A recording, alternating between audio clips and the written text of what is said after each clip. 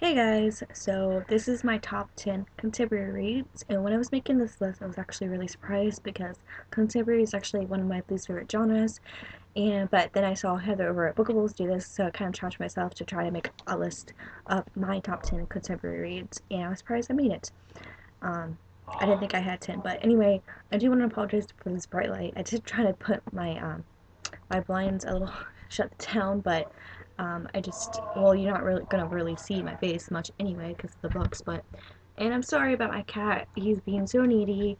He was outside for a few days and comes back in and he's really whiny, so, ooh, wow. But I'll try to make him stay still. I'm sorry for the shakiness.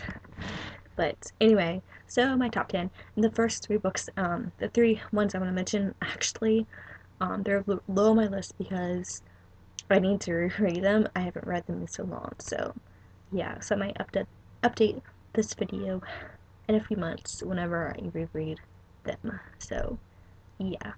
So, my number 10 is Sister of the Traveling Pants series. Love the series, and I actually have an urge to reread this series, but if I do so, it won't be until the summertime. And I know I said my, challenge. Wait, when did I say it? Oh, my goals for this year, not to like reread books, but I just have like a urge, like a really major urge to reread the series. I never did read the fifth book, so I really want to finish the series finally. I don't own the fifth book though, so I'm gonna have to check that from my library. But anyway, I did rewatch the first film like the other day, and I loved it just as much as the first time I watched it. But also, if you don't know what this book is about, it's about these four friends: Carmen, Nina, Bridget, and Tibby, who find these wait, is it Tibby or Libby? Tibby, yeah, I was right. Tibby. I don't know why I was thinking Libby for a second. But anyway, they find these pair of pants that fit all of them, and they're all different body shapes. So, so yeah. And then, so they decide to like kind of like send them with each other over the summer, because it's actually the first summer that apart at the according with the first book at least. So yeah, I just need to read this. He's being crazy. Stop looking at me like that. Okay. Okay, excuse me. Alright. Stop. Yeah, come on, really? I'm sorry. Jeez. Cats. Okay, my number 9 is Someone Like You by Sarah Dessen. Okay, this one is actually the only Sarah Dessen book I like, and I read most of her most of Sarah, her Sarah most of Sarah Dessen books. I haven't read her newest one, but I don't plan on anytime soon because I just don't like her books, and I read them just because of this book, and hope that it's as good as this one, but they're not, and just love this book. Yeah, but it's about these two friends, Haley and Scarlett, and is it Hallie or Scar? I don't even know. I say Haley. Anyway, Haley's the quiet one, and she kind of gets her strength from Scarlett, but then Scarlett's boyfriend, Michael, was it Michael? I haven't read this in so long. It doesn't say, I think it's Michael, but, he's killed in an accident, and then Scarlett finds out that she's pregnant with his baby, and it's just, Haley kind of has to be there for her, and it just, yeah. I love this. So good. And my number 8 is Don't Think Twice by Ruth Painter Bigger, and I really definitely need to revisit it. It's been years since I've read this book, but it's just nothing really happens in this book. To be honest with you, it's mostly character development, but it feels. Her personality is kind of similar to mine. I think that's why I really enjoy reading about her.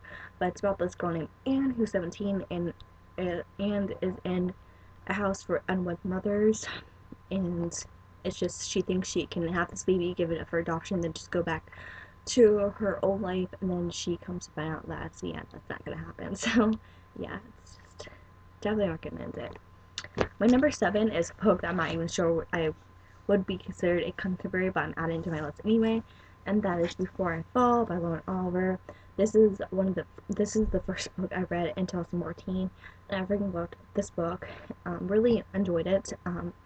I thought the characters were so super annoying. That's why I gave it 4 stars and not 5. But it's like, what can you do? But definitely recommend, because you do start to like Sam and the ending of the book. So yeah, but it's about this girl named Samantha who pretty much lives her last day 7 days in a row. So yeah.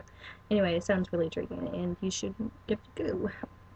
So, okay, my number 6 is another book that nothing really happens, but I loved because of the character development and just stuff, and yeah. Oh my gosh, my cat is so annoying. But it's The Cupcake Queen by Heather Hebler, which I made a review on Goodreads. You can't see my face. It's about this girl named Penny who ends up moving to Hogs Hollow because her mom and dad separate, and she doesn't want to live there. She wants to go back to Manhattan, but but her mom opens up like a cupcake factory or bakery or whatever, and it's just, she meets interesting people. Penny does, so it's just, I love it. And my number 5 is a trilogy, and it is The Summer Trilogy by Jenny Han. Freaking love this trilogy, and I read it recently for the first time in September, and I'm not sure which one I like more, the first one or the second one, but yeah, I think it's the second one. I may like the second one a little bit better than the first one, but third one, don't even want to talk. Wasn't really too happy with it, but anyway, holy moly, 37 minutes in, I better hurry up and get done. But I didn't even tell you what it's about. Oh my gosh. It's about this girl named Belly who goes to this beach house with her mom and her brother, and it's her mom's best friend's beach house. And so best friend is there with her 2 sons, and Belly has a crush on one of the boys, of course, but it's just kind of like finding out who you are, first loves, and all that stuff. So yeah, definitely recommend. My number 4 is Looking for Cassandra Jean by Melanie Carlson. I have mentioned this way more than one time. Way more than one time. Way more than once. And I raved about it. I freaking love this book.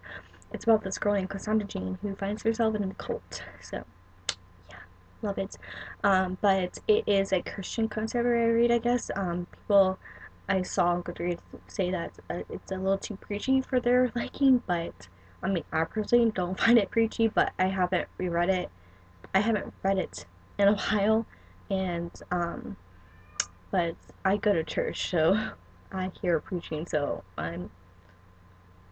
so there's that. So if you're not a Christian and you read this, I'm sorry if you find it preachy, but I still recommend it. I don't, just read it, please, just read it. But anyway, my number 3 is, that was my number 4, by the way. I think I said 3. I don't even know.